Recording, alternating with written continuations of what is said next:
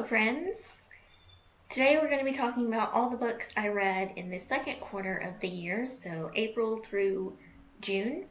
And it wasn't the best reading period for me, both in terms of the number of books finished and the number of books read that I own.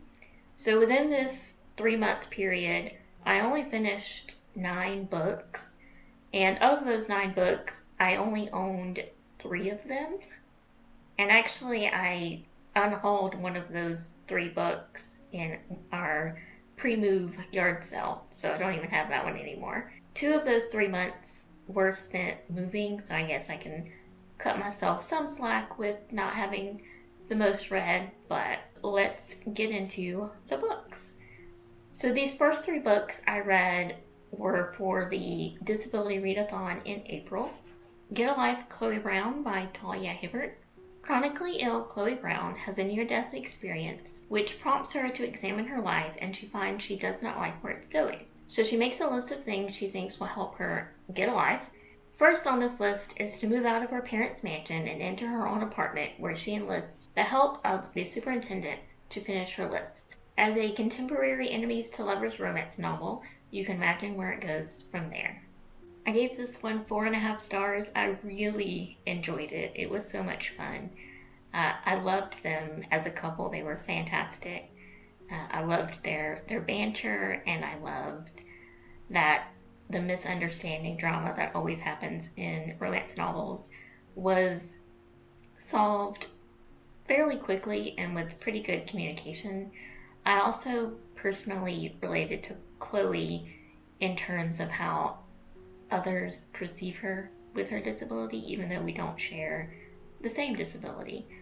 But I really loved it, and I can't wait to continue with the series to find out what all the other Brown sisters are up to.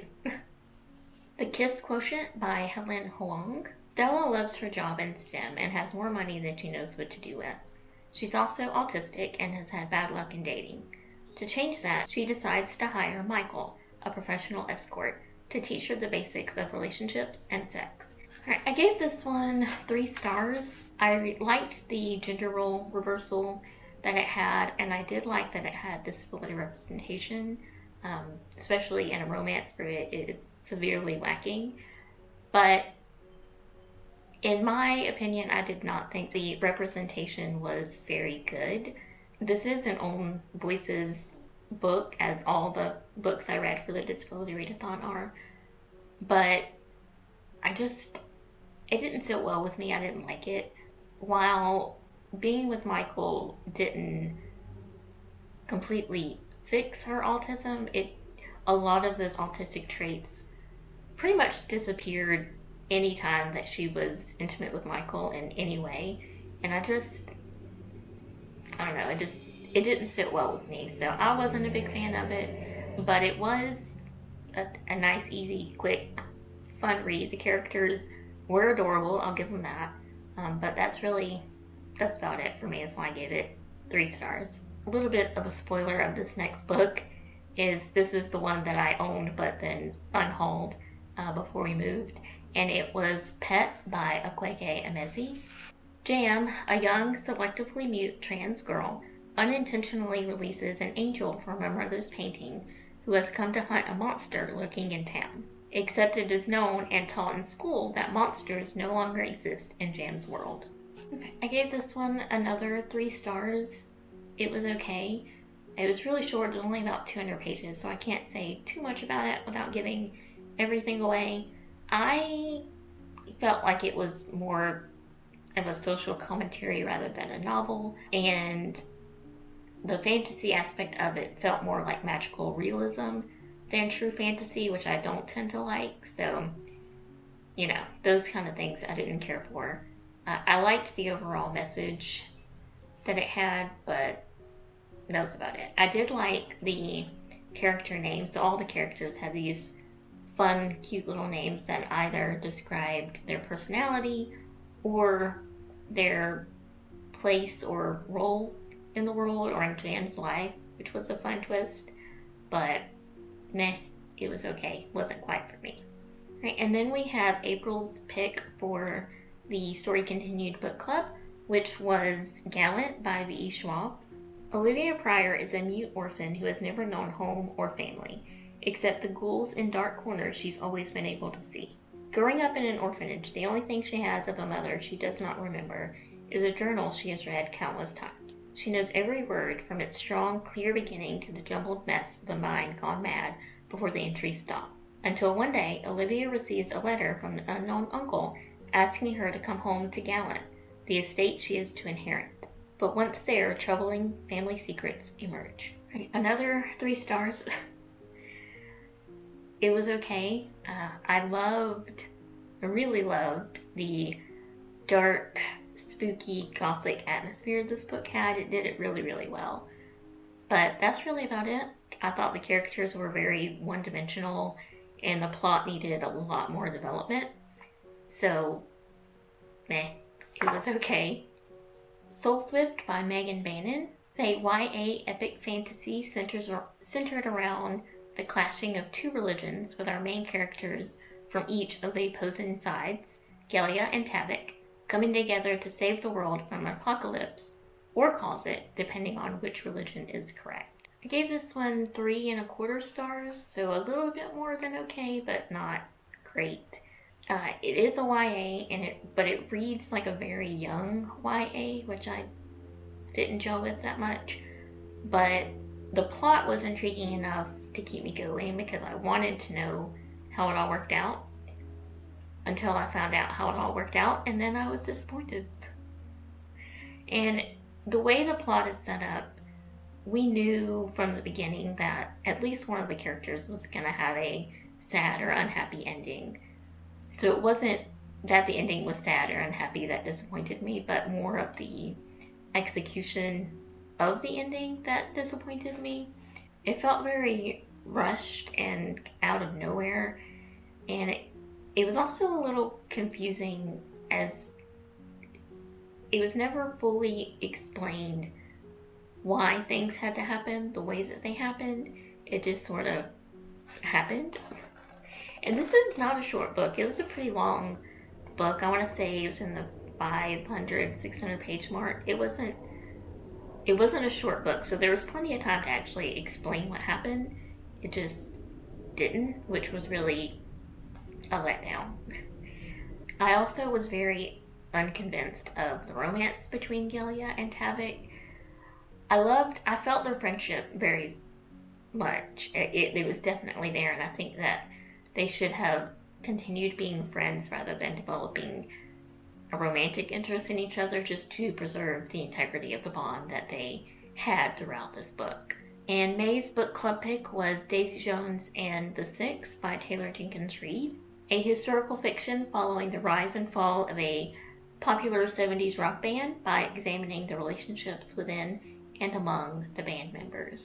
Another one that's 4.5 stars. I really enjoyed this one. I loved the interview style in which it was written, and I especially loved it as an audiobook. It was fantastic.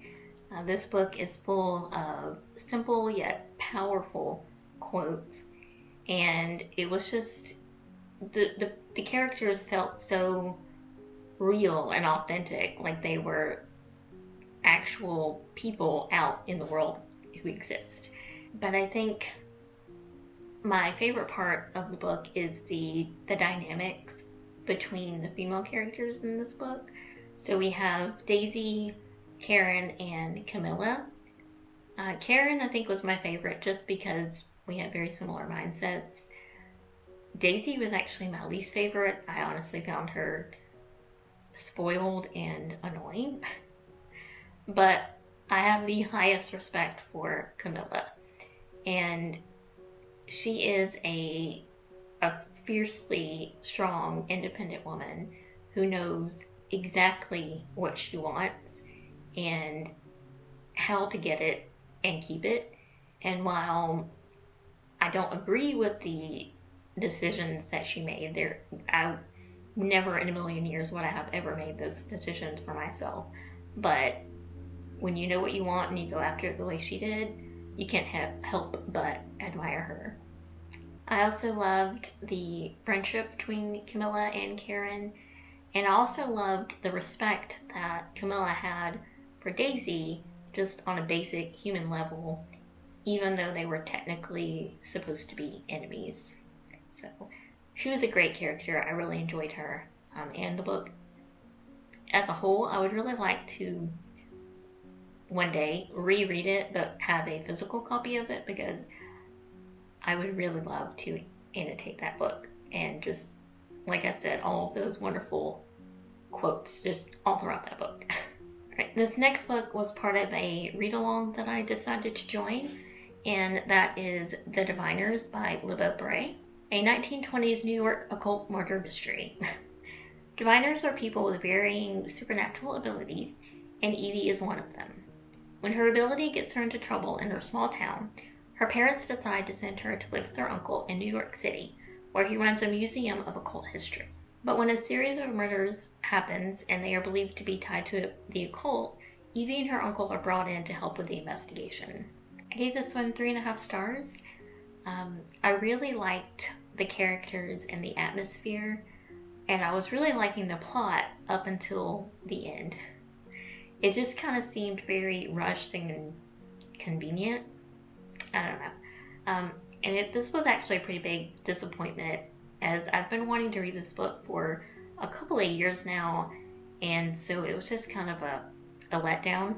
As of right now, I don't have any plans to continue on with the series or this read along. These last 2 books we're going to talk about are book club picks. The first one was May June's pick for Morgan Long's book club, The Society of Sunbeams and Happenstance, which was Book Lovers by Emily Henry. Nora is a city-loving, cutthroat literary agent with no luck in love. She is the epitome of the anti-heroine of every romance novel trope. Her only soft spot is for her family, the baby sister she raised after her mother's death. So when Libby, Nora's sister, asks her to spend a month with her in the small town where Nora's most popular book is set, Nora wouldn't dream of disappointing her. Only once there, she repeatedly runs into Charlie, the book editor from the city that Nora is no fan of. I had a lot of fun with this one. It got 4.5 stars.